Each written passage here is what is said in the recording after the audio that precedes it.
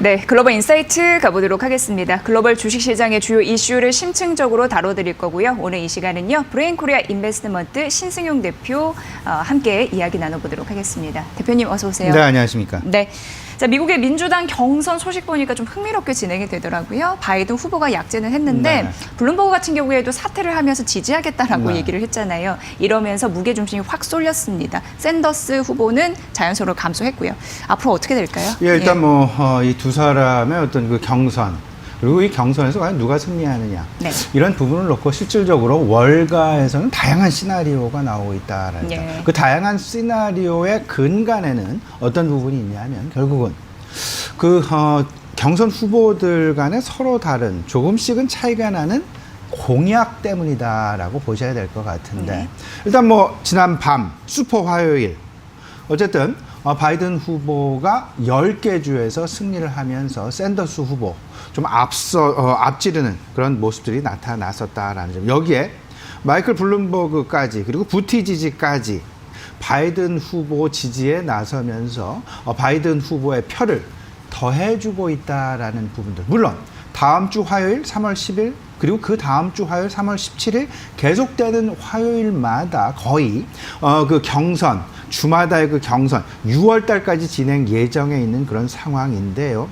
특히나 어제의 결과가 상당 부분 중요했었고 그리고 상당 부분 시장 내에서 관심을 가졌던 가장 큰 이유는 총 대의원 수 3,900여 명 중에서 3분의 1 이상이 3분의 1 이상이 1,340명 이상이 실질적으로 어제 선출이 되기 때문에 예. 상당 부분 시장 내에서 관심을 가졌다라는 점. 샌더스 후보가 실질적으로 좀 긍정적이다라고 본인 스스로 지금 자위하고 있는 그런 상황은 캘리포니아주 400명이 넘는 대의원 수를 가지고 있는 가장 큰 주죠. 여기서 승리를 했기 때문에 스스로 자위를 하고 있는 그런 상황. 하지만 큰 그림을 생각을 해본다라면 버니 샌더스는 오히려 바이든 후보한테 상당 부분 조금은 좀 밀려나가는 그런 모습, 이런 부분들 때문에 오히려 월스트리트에서는 상당 부분 긍정적인 방향으로 올해 변동성이 클 것으로 예상이 되었던 미국의 대통령 선거가 실질적으로 조금은 좀 덜하게 시장 내 변동성을 제공하지 않을 것이다라는 쪽으로 조금 좀 안도의 한숨을 돌리는 그런 모습이 나타났다라는 점 생각을 해볼 필요가 있어 보입니다. 그렇기 때문에 우리가 샌더스 후보와 그리고 바이든 후보 지금 양강 구도로 좁혀졌죠. 이 두 사람의 공약을 조금 좀 자세하게 살펴볼 필요가 있어 보이는데요. 샌더스 후보 실질적으로 시장 내에서는 미국 내 가장 진보적인 사회주의자라고 이야기를 하고 있습니다. 소위 말하는 경제적인 평등을 너무나 강하게 이러기 때문에 의료보험도 한 가지 의료보험, 모두를 위한 한 가지 의료보험을 선택하고 있고 무상교육, 최저임금 인상 이런 부분에 따라서 공립대학교의 등록금을 무료로 한다든지 학자금 대출이자를 면제한다든지 그리고 미취학 아동에 대한 무상보육을 공약으로 내놓고 있는 그런 상황. 여기에 더 나아가서 재생에너지를 적극 도입하려는 그린 뉴딜 정책까지 지금 앞서 세우고 있다는 건데 여기서 그 탄소세라든지 탄소 배출을 제로로 만든다든지 상당히 긍정적입니다. 교통 부분과 전력 부분에서의 재생에너지를 100%로 전환하겠다라는 그런 그의 야심찬 포부, 이런 부분들 실질적으로 시장 내에 상당 부분 먹혀 들어가고 있는 그런 상황이다라고 봐야 될 것 같은데 하나 좀 부정적인 부분이 있습니다. 이에 대한 재원 조달의 방법이 되겠습니다. 상당히 진보적으로, 급진적으로 부유세와 법인세를 급격하게 인상을 시키는 그런 모습들. 그렇기 때문에 시장 내에서는 그리고 소위 말하는 좀 돈을 가지고 있는 사람들 입장에서는 샌더스를 계속해서 제한할 수밖에 없는 그런 상황.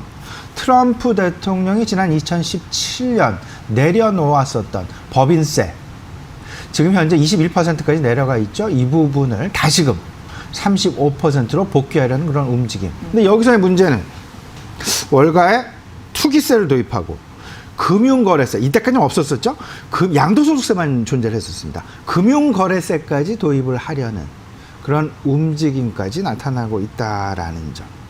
바이든도 좀 비슷한 양상이긴 합니다만은 그 샌더스는 상당히 진보적이고 급진적으로 이러한 정책들을 소위 말하는 혁신하려는 그런 생각을 가지고 있는 반면에 바이든 같은 경우에는 온화주의자, 중도주의자로 좀 일컬어지면서 실질적으로 비슷한 상황의 어떤 그 공약을 가지고 가고는 있습니다만은 그럼에도 불구하고 조금은 좀 천천히, 조금은 좀 시장 내 분위기를 보려는 그런 상황들. 그렇기 때문에 실질적으로 시장 내에서는 트럼프 대통령의 대항마로서 샌더스보다는 바이든을 더 선호하고 있다라는 것이 어제 나타났었던 슈퍼 화요일의 어떤 그 경선 결과로 고스란히 나타나고 있는 것 아닌가 이런 생각을 가져보게 됩니다. 물론 주 재원 조달 방법에 있어서 뭐 그 샌더스 후보와 거의 비슷한 양상을 보이고는 있지만 조금은 좀 천천히 그리고 다른 방향에서 월스트리트는 가능하면 건드리지 않는 오히려 탄소 배출세를 부과하려는 그런 쪽으로 조금은 좀 튜닝되어져서 자본주의와는 그리고 자본주의에 배치되는 그런 상황은 분명히 안 만들 것이다라는 점. 실질적으로 월스트리트에서는 트럼프 대통령을 상당히 선호하고 있습니다. 결국 순서를 따져보면요. 트럼프 대통령, 바이든, 그 다음 샌더스 순이다. 혹여나 샌더스 후보가 대통령이 당선이 되게 된다라면 월스트리트는 상당 부분 변동성 국면을 맞이하게 될 가능성도 있을 수 있다라는 그런 부정적인 시각이 상당히 많이 있다라는 점 우리 시청자 여러분 꼭 좀 염두에 두실 필요가 있어 보이고요. 뭐 그 반대되는 부분들이 결국은 그 감세안과 증세안 그리고 보호무역. 미국이 맨날 중국과 지금 현재 하고 있는 미국과 중국 간의 무역 갈등, 다 보호무역에서 나온 부분이 되죠. 근데 바이든 후보 같은 경우는 외교를 강화를 해서 오히려 압박을 해 나가려는 그런 움직임. 이런 기후 정책에 있어서도 온건파와 강성파와 서로 나눠지게 된다. 그래서 재생에너지랄지 자동차 산업 내 상당 부분 큰 지각 변동 가능성. 오히려 민주당이 승리를 하게 된다라면 지금 현재 잘 나가고 있는 전기 자동차, 신재생 에너지 더욱더 탄력을 받을 가능성이 높을 수밖에 없는 그런 환경이 만들어질 것이다라는 점 우리 시청자 여러분들 이런 부분까지 같이 한번 참조해 두셨으면 좋겠습니다. 네.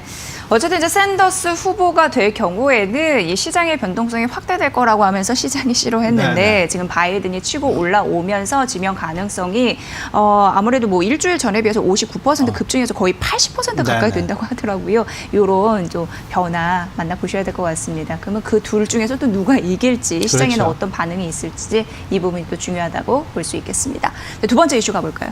자, 두 번째는 애플입니다. 사실 이제 애플 같은 경우는 코로나19 공포 이후에 주가가 20%나 밀렸는데 네네. 애플 입장에서 또 악재가 있더라고요.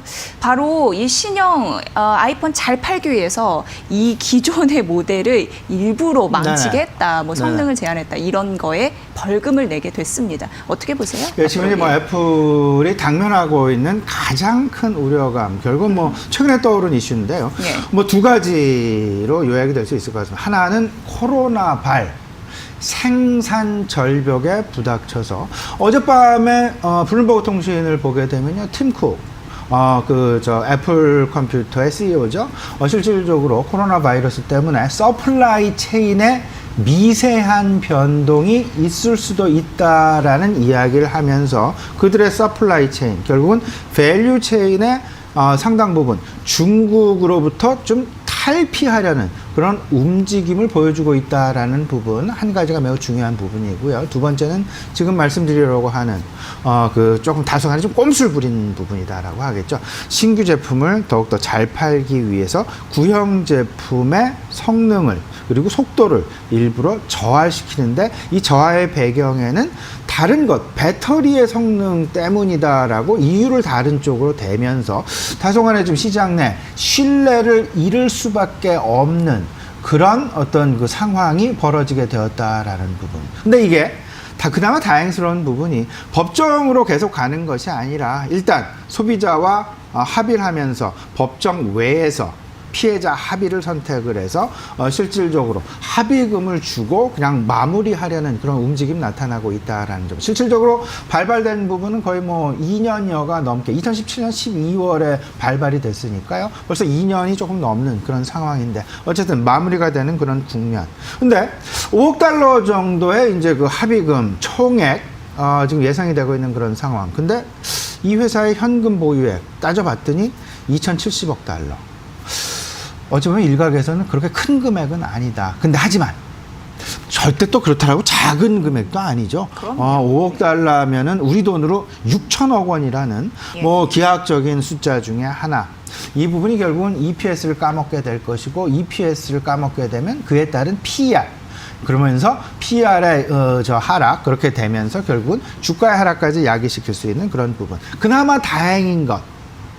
그저께 주가가 하락을 하고 어제는 주가가 다시 반등을 하는 그런 모습. 그래서 299달러 선까지 올라가는 그런 모습. 그나마 다행스럽게 지금 현재 이런 상황들이 서플라이 체인의 어떤 그 변화 가능성과 같이 맞물리게 되면서 조금 좀 묻혀가는. 근데 제가 생각하는 부분이 이렇습니다. 시장의 신뢰와 제품의 충성도, 소위 말하는 소비자들의 충성도, 이 둘 사이에 어떤 정도 대치를 했을 때 불협화음이 어느 정도 나타날까. 근데 일시적으로 출렁일 가능성 분명히 있을 수 있겠지만 부정적인 요인으로 인해서. 하지만 궁극적으로 제품에 대한, 애플에 대한 소비자들의 충성도가 쉽게 꺾일 가능성은 상당 부분 제한적이지 않겠느냐. 오히려 저는 이런 생각을 해보게 됩니다. 최근에 우리 시청자 여러분들 애플향, 뭐 대표적인 LG 이노텍이라고 할 수 있겠죠. 애플향 우리나라 기업들의 주가 변동성. 애플 컴퓨터의 주가가 잘 나가면 애플향 주식들도 잘 나가고, 애플 주가가 꺾이게 되면 애플향 주식들도 꺾이게 되는 그런 모습. 그렇기 때문에 애플 컴퓨터의 주가를 항상 우리가 예의주시할 수밖에 없는 그런 상황인데요. 네. 애플 컴퓨터의 호재와 악재 분명히 우리 시청자 여러분 인식을 좀 하고 계셔야 될 것 같은데, 호재는 5G 신규 모델, 신규 출시 모멘텀이 분명히 존재한다.